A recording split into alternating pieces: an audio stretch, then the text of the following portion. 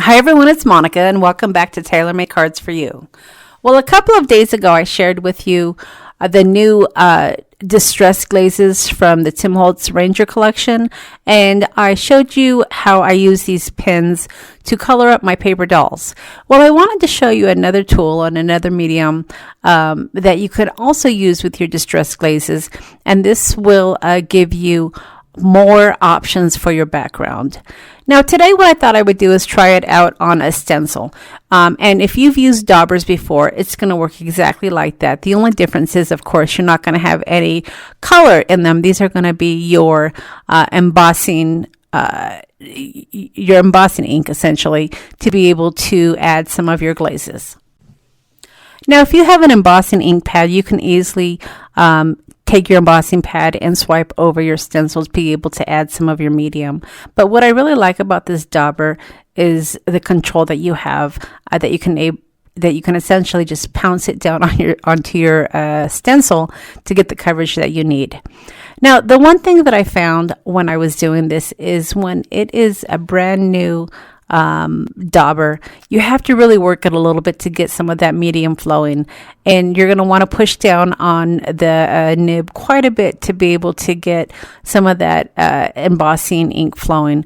But as you can see, once I got it flowing, it was able to work really well, and when I poured my Distress Glazes over them, it stuck real nicely to my cardstock. Now, your embossing glazes are essentially embossing powders. They work exactly the same way.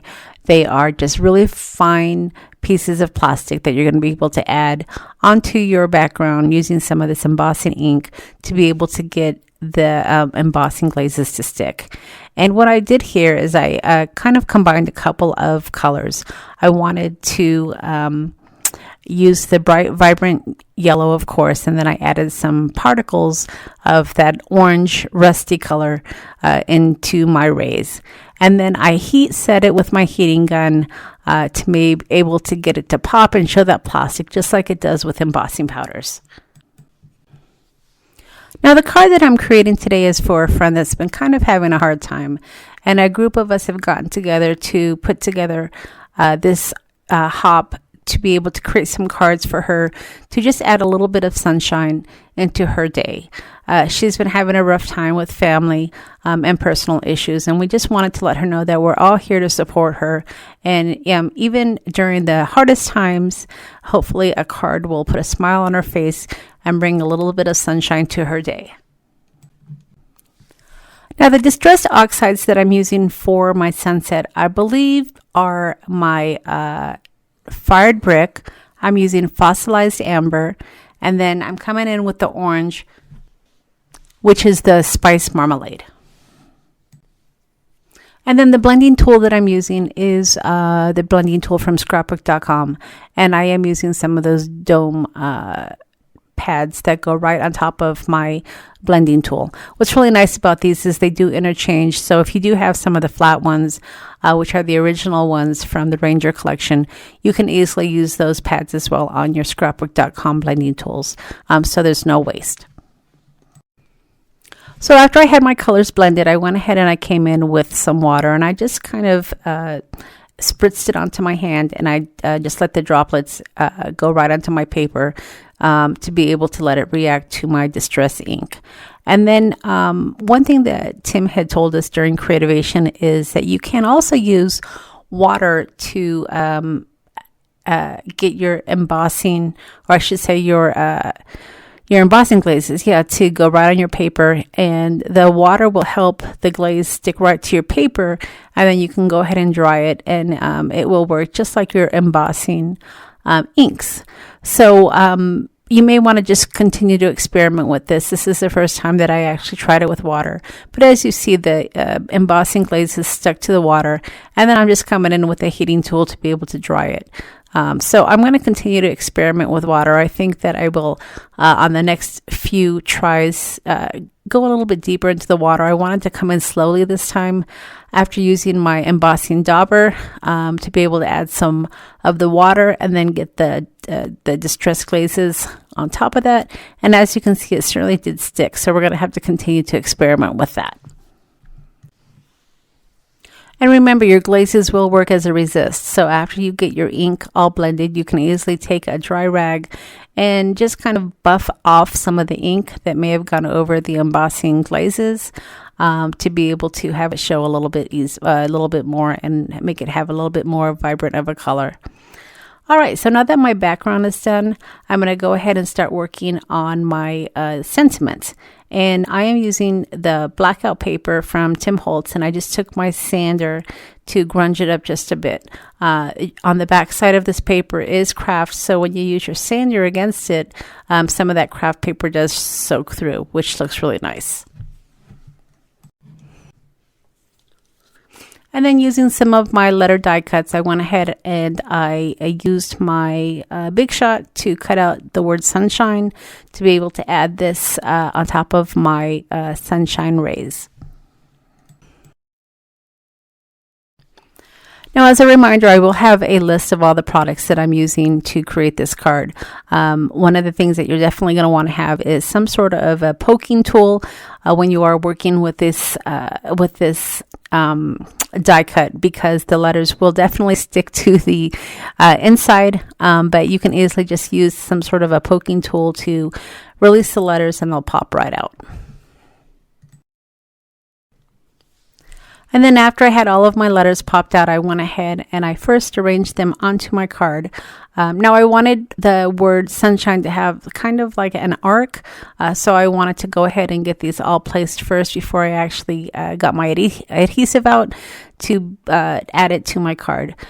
When you're trying to make some sort of an arc, you just basically need to play with it a little bit, just get your letters in line, and then just kind of spread them out as you need to get that arc effect. And like I said, I was trying to kind of match the rays a little bit. The rays definitely had an arc on the background, so I wanted to match that because I am going to put a friendship photo at the very top using some paper dolls, and they're going to sit right on top of that sunshine word.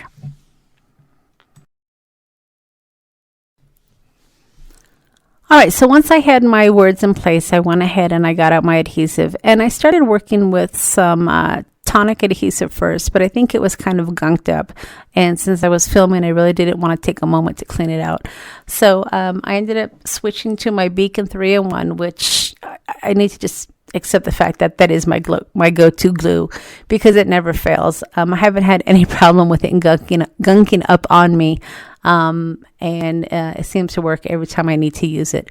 So I went ahead and I brought out my Beacon 3-in-1, and I am just adding some adhesive to the back of my letters to create my word sunshine.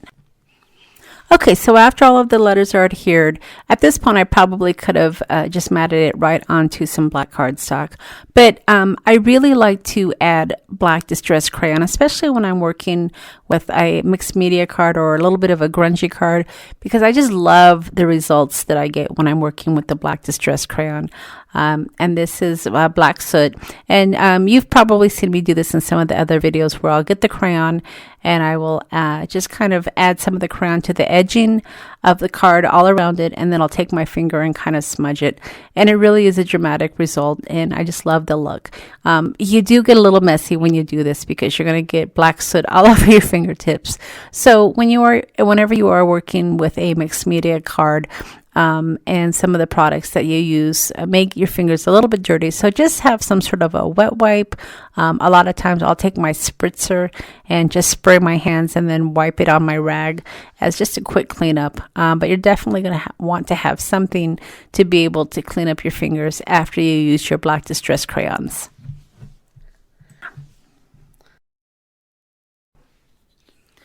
And then after you get all of the crayon around your edge, I usually like to get my heating tool and just give it a once over. The heating tool will actually help set the crayon, believe it or not.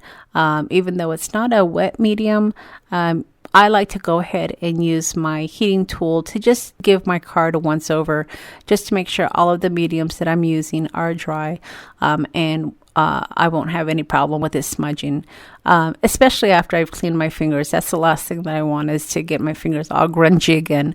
So after you get all of your mediums set, just go ahead and get your heating tool and give it a once over, just to make sure that they're all set.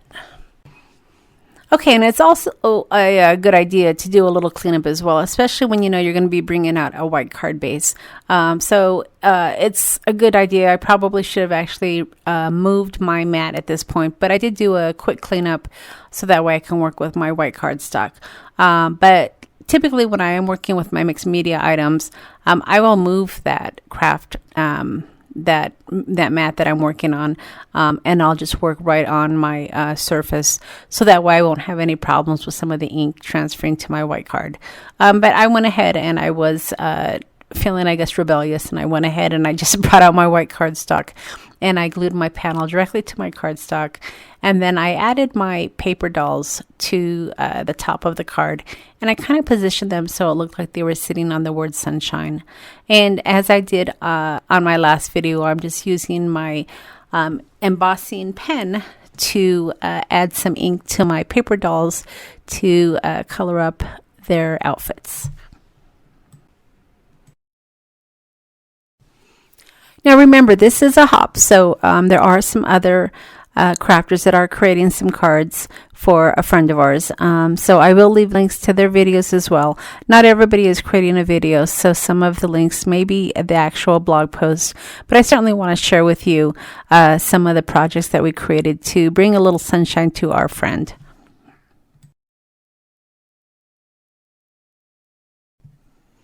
Now, if you want to check out the video where I demonstrated coloring the paper dolls in a more extensive video, I will also leave a link to that video below for you. That was the very first video that I created using some of these Distress Glazes, and I went into a little bit more detail on the actual coloring of the paper dolls. That's one of the techniques that you can definitely use using these pens that I'm sharing with you, along with the background that we created today.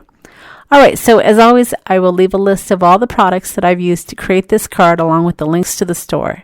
If you've enjoyed the video, I would certainly appreciate a thumbs up. And don't forget, there is a share button at the bottom of this video, and I would really appreciate it if you shared my video on some of your social media just to help promote my channel. And don't forget, if you haven't subscribed to my channel yet, don't forget to hit that subscribe button. And if you want to be notified every time I create a video, there is a little bell that you can click, and that will notify you every time I upload a video.